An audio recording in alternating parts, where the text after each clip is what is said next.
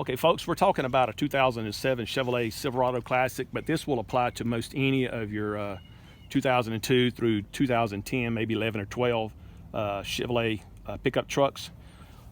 We've had a lot of water in the floorboard, both on the passenger side as well as the driver's side for some time now.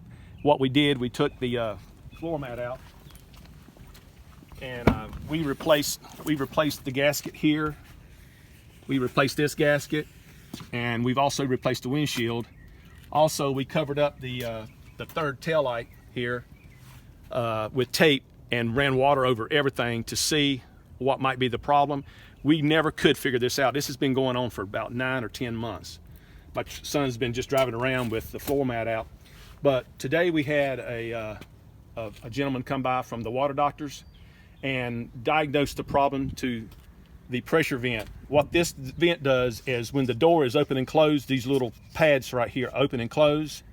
As you notice right here, there's a lot of cracks at the top. Now these are right in the back here on the cab. You'll see a little section right there. This will be sticking out partially, but there's a tab on the bottom here. You'll have to take the trim out. You'll have to take this out, as well as the part right here on the side on both sides in order to get these out. But I ordered these from GM here locally, and they're around $30-some a piece. I talked them down to around $20. But this is the problem. We ran water down the back of the cab and it just poured in.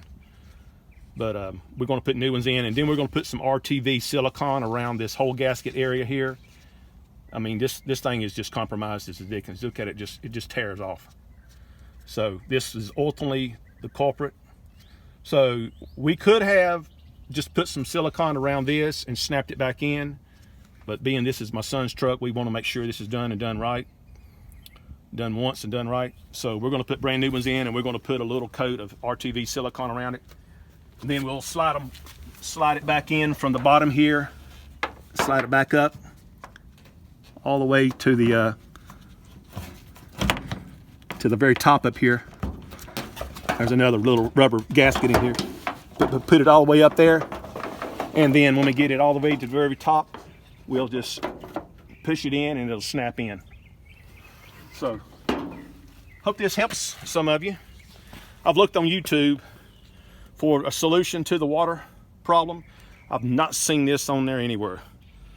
So take this to heart. This more than likely is your problem. That's the first thing the water doctor did when I called him out. He went with a little pin light and looked at the very top, and he saw those cracks that I showed you earlier. And we ran water over the top of it, and immediately water just gushed in. So